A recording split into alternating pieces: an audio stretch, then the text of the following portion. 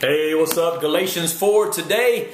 Let me try and shorten this video up because it's taking me all day to load these things up. Quick recap. Chapter 1, what are you doing? Paul said. Chapter 2, you're living a life of hypocrisy. That's what you're doing, and you're hurting other people. Chapter 3, it's all about faith, not the law. We have a relationship with Christ and to God through faith and faith alone in what Christ did on the cross. In chapter 4, Paul starts to drop some illustrations. When I was in college, my homiletics professor tried to get me to teach off an outline, and it just really didn't flow with who I was. And the more I read about Jesus and his teachings, the more I realized Jesus was a storyteller, a phenomenal storyteller. So I kind of adapted my preaching style to like Jesus, where I became a narrative, illustrative preacher.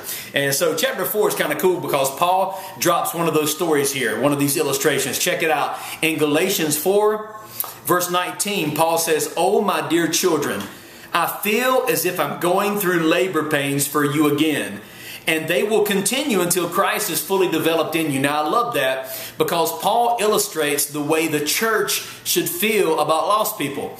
Many churches could give a rip about evangelism. Many churches could care what happens Monday through Saturday. Many churches could care less what happens outside the tithe box. Many churches could care less about helping the homeless and reaching out to people, even across the street, maybe in their neighborhood. The pastors, a lot of them that I meet, stay in their office all day long and they kind of plug away with their paperwork, which is okay, I guess. I remember when I was on staff at a church in Charleston, everybody made fun of me one staff meeting and said, "Hey, Christian, how many hours have you done this week in the office?" And I said 10 hours, and I was kind of proud of that. But they all started to laugh and clap their hands and said, yeah, 10 hours. Christian's done 10 hours. And I got ill. And I can remember telling all of them, I was in my office typing away like crazy while people were going to hell. How many hours have you done this week? And it got pretty quiet because they realized it was a sensitive spot. And so Paul, I love the fact that he's actually hurting for people who are lost. He's hurting for people that aren't walking with Christ. Even so much he equated that to giving birth. Now, I've never done that, but I have heard stories, and I'm sure it's awful, and it just as bad, if not even more so awful, to not have a relationship with Jesus. So Paul points that out through a pretty good illustration there, and then he goes on to say, "I wish I were with you right now. If I was, I could change my tone, but since I am at a distance, this is what you get." And so I love that because he said if I was there, maybe I could love you and we could cry together and we could embrace and hug, but since I'm not, hey, I'm going to keep putting the exclamation points on what I'm saying because this is a serious issue. Then he tells a story about how serious it is. "Tell me, you who want to live under the law, do you not know what the law actually says? The scripture says that Abraham had two sons, one from his slave wife and one from his freeborn wife. The son of the slave wife was born in a human attempt to bring about the fulfillment of God's promise." That never works out when we try to take control ourselves and speed the process up when God says, it's in my hands, it's in my timing, and then we try to speed that up because we're impatient.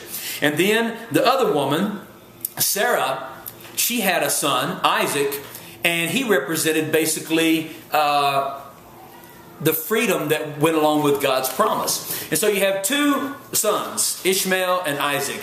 Now, today, in the Middle East, all of the Muslims, they can trace their lineage back to Ishmael, the son that came from someone trying to speed up and manufacture God's promise in timing that wasn't cohesive with what God was trying to accomplish.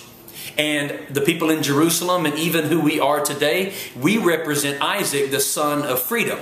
So I want you to look at how the Muslims live a life of legalism, even so strong, in fact, that they're willing to sacrifice their life through suicide bombings and different things because they believe if they can live out according to the strict policies of their law, then they will have freedom after they die.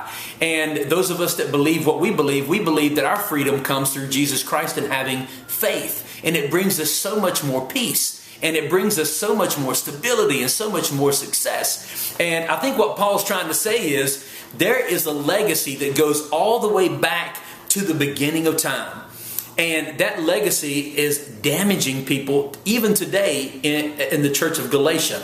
And so my challenge, and this is the way I took it, I don't know how you're going to take it. Hopefully it says something different to you. But for me, it really challenged me. What kind of things do I have in my life today that might cause a storm of fire in my life 10 years from now?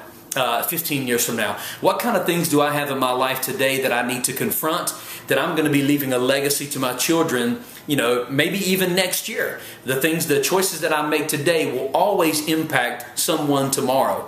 And so that was a good challenge for me.